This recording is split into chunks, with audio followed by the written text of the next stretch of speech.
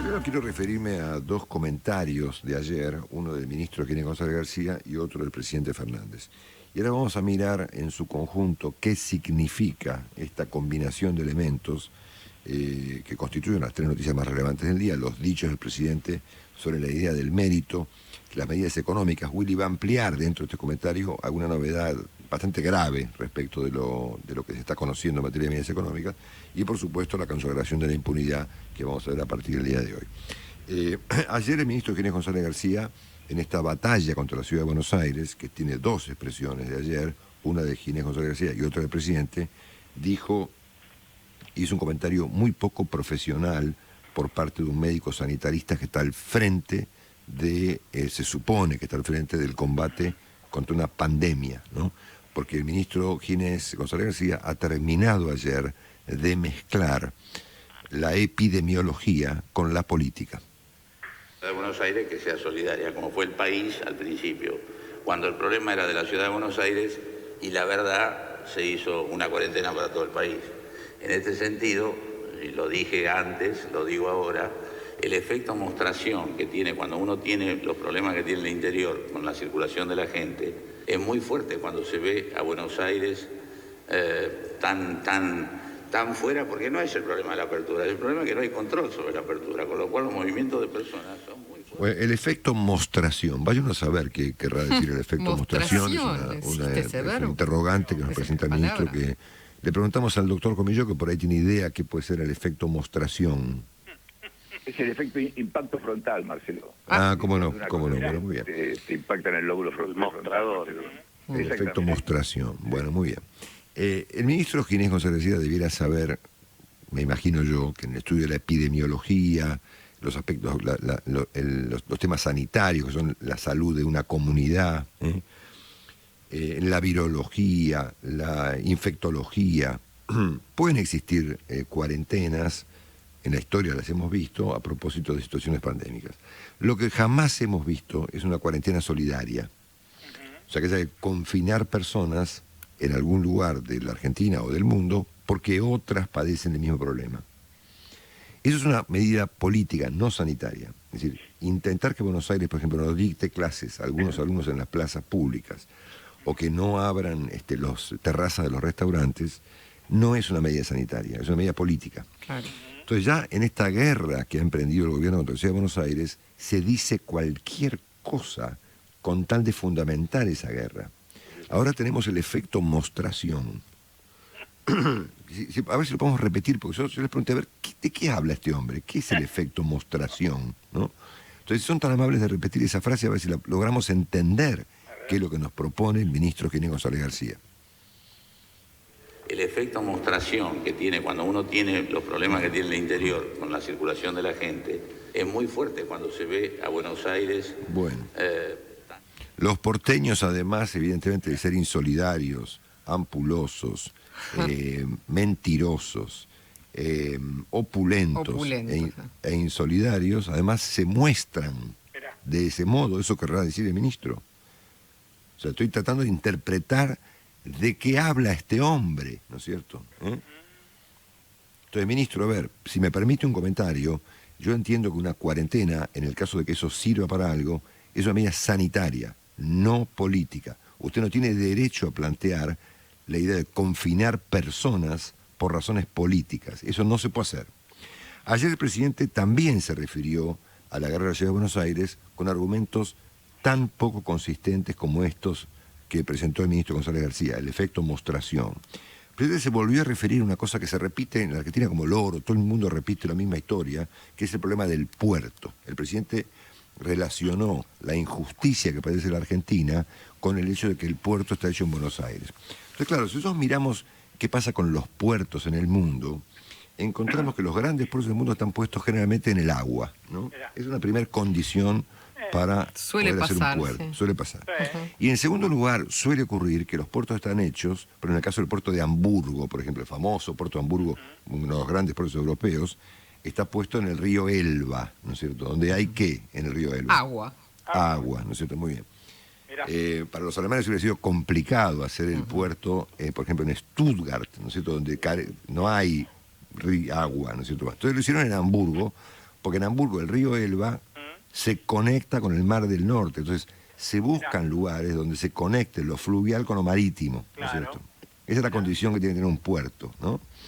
En el caso, por ejemplo, del puerto más grande del mundo, que es el puerto de Shanghái, ahí ocurre lo mismo, ¿no es cierto? Ahí ¿también? hay agua, pues el mar de China, y ahí confluyen no uno, sino dos ríos, ¿no es cierto? Obviamente para facilitar el transporte de cosas, ¿no es cierto? Porque si no es complicado. Y en el caso de Brasil, por ejemplo, que es en el puerto de Santos, ¿dónde está el puerto de Santos? ¿En qué lugar está puesto? No, en el no, agua, que en el mar. ¿no es cierto? También En el mar. No. Entonces los tipos que han hecho... Qué genios, Marcelo. Para poder tener el puesto más, que debe ser el más grande puerto de Latinoamérica, han construido una red de ferrocarriles, igual que en Argentina, para que vayan a dónde. A la y al ciudad, puerto, y al ¿entendés? puerto. Porque el ferrocarril no pase para el otro lado del puerto, porque el ferrocarril era justamente para que transporte las cosas. O sea, si vos pones el puerto en el agua, pero el ferrocarril apunta para el otro lado y no se conecta la mercadería con el puerto, ¿me entendés? Ah, mirá vos. Claro. Entonces, la gente en el pasado pensó esto y encontró una solución. Dijo, bueno, a ver, pongamos el puerto en el agua, donde confluyan las cosas, ¿no es cierto? En el caso de los puertos de Argentina, están puestos donde hay habitualmente agua, ¿no es cierto? Bueno, pero no es Ramallo, fácil darse cuenta de eso, Marcelo. en Vos porque sos Quequén, muy inteligente. en Rosario, en Bahía Blanca, ¿no es cierto? Ahí hay agua, ¿no es En La cierto? Entonces, Plata, ahí, en Bahía La Blanca, Plata, en Ensenada. Bueno, etcétera, pero... etcétera. Entonces el presidente ayer volvió con esta lógica de presentar a Buenos Aires como una ciudad injusta como consecuencia de que tiene un centro rico porque está el puerto, ¿no es cierto? Bueno, yo le sugiero al presidente que para arreglar esta injusticia, pongamos el puerto en Santiago del Estero, en La Banda, por ejemplo, que es un lugar que yo le tengo una gran simpatía, ¿no es cierto? Está lleno de arena, ¿no es cierto? O por ejemplo, en Victorica, provincia de La Pampa, en el monte pampeano, donde hay caminos de arena. Entonces, agarramos camiones gigantes, que pueden ser producidos en la Argentina, que transporten los barcos, ¿no es cierto? No es mala esa. Bueno, entonces, a ver, esto lo digo así para advertir el nivel de imbecilidad de cosas que se dicen en la Argentina. Que repetimos como loros cosas en tren de pelear de todos contra todos. Están cuestionando la idea de que el puerto esté en el agua. Buenos Aires está además, por gracias a Dios, en la mitad de la Argentina. Por lo tanto, los tipos que tienen que usar el puerto y que tienen mercaderías en el norte o en el sur, les queda mitad de camino, ¿no es cierto? Si vos ponés el puerto en Jujuy, hay que ir y volver 2 veces, ¿verdad? Claro. Bueno, en puerto deseado, Marcelo. Cuánta sabiduría, Marcelo. No se nos había bueno. ocurrido eso. No, digo esto porque, claro, la gente dice, no, claro, el proyecto tiene razón. La ciudad de Buenos Aires, qué injusticia. Ahí está hecho el puerto. Y sí, flaco, ¿dónde quería poner el puerto? Pero no será que Buenos Aires se fundó justamente porque estaba al lado el río y el mar. Porque las ciudades suelen en general, suelen fundarse donde hay agua. Exacto, ¿no es justamente para el transporte.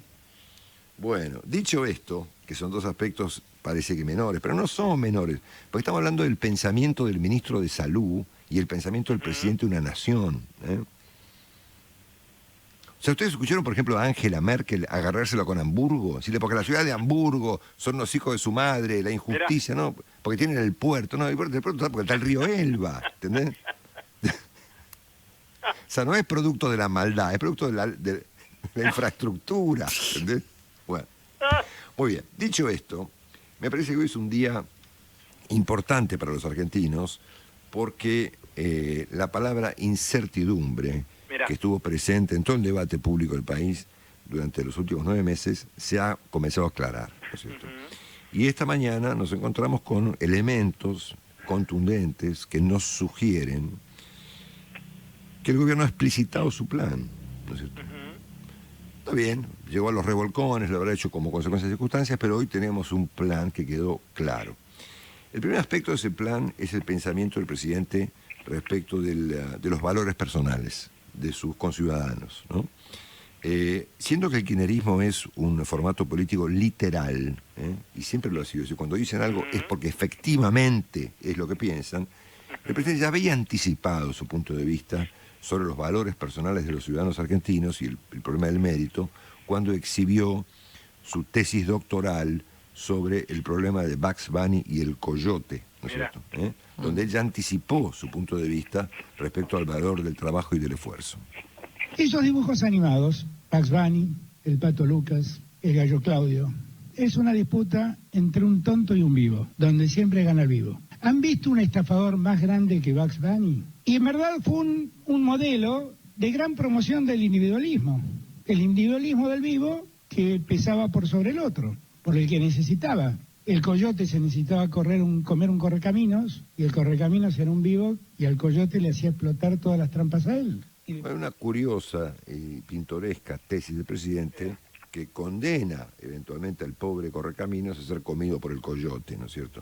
Ahora, esta pavada dicha hace algún tiempo por el presidente se ha consagrado ayer cuando el presidente postuló que lo que nos hace evolucionar o crecer no es el mérito, como nos han hecho creer en los últimos años. Una frase muy completa y ciertamente interesante para dividirla en dos, ¿no es cierto?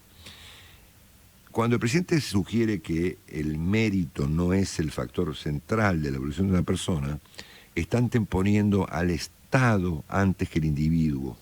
Lógico. ¿Ok?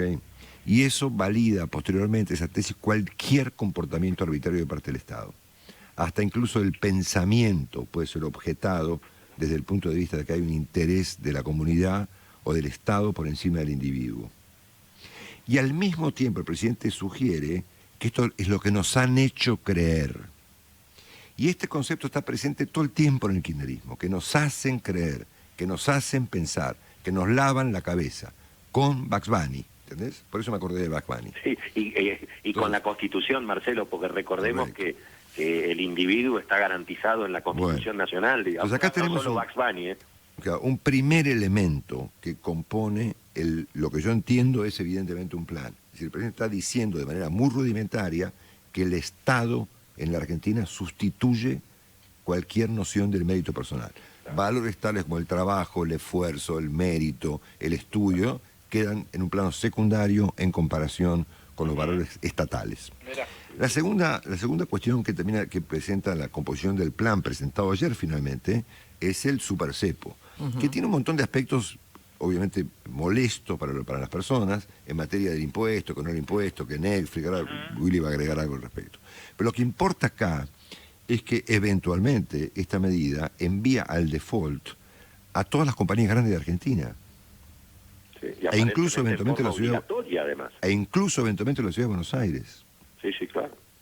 Con lo cual Argentina queda obviamente en la total dimensión desconocida de la vida económica mundial, fuera de la copa. Chau, ¿entendés?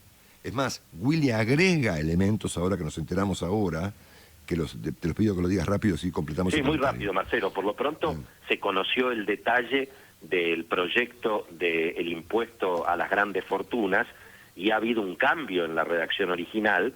Se establecen los bienes al 30 de marzo de 2020, no al 31 de diciembre de 2019.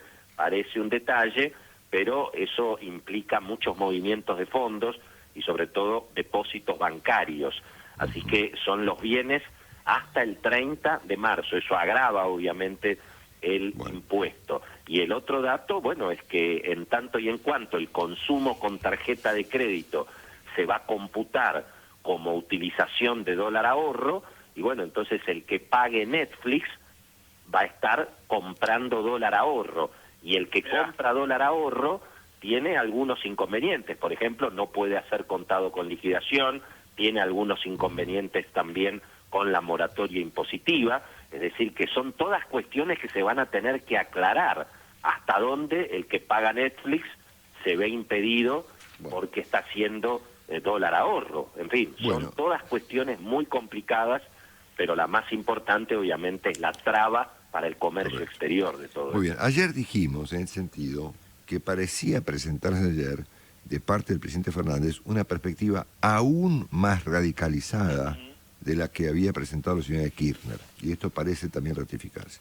Y estos dos elementos, el de los valores que exhibe el presidente y el de mandar a la fulminación total a la economía privada argentina, se completa hoy con la consagración de la impunidad cuando el Senado termine de desalojar de sus lugares a los jueces que investigan a la presidenta del Senado, a la señora Kirchner. Y esto con el tácito aval de la Corte, que ha dicho, sí, como no, me voy a expedir más adelante, luego de que se consagre, por supuesto, el desalojo de jueces como mecanismo de la impunidad. A estos tres elementos le faltaría un cuarto, en que va a aparecer seguramente en las próximas horas, que es la reacción que tienen estas clases de gobiernos cuando las cosas salen mal. Esto completa, digamos, el cuarto elemento completa el ciclo, ¿no es cierto? Toma medidas delirantes, plantean valores estrafalarios, desalojan jueces y eso generalmente produce cosas. Cuando se producen cosas, en el plano económico, por ejemplo, o en la reacción de las personas, ahí es donde viene el cuadro agravado, ¿no es cierto? Le vienen los golpistas, ¿no es cierto? Los golpistas individualistas como Bugs Bunny, que quieren, como sugirió el ministro Rossi, volverse destituyentes. Por lo tanto, uno puede ver esto de una manera dramática o lo puede ver de una perspectiva, bueno, un poco más positiva, ¿no es cierto? Hemos conocido en el día de la fecha el plan de gobierno del presidente Fernández.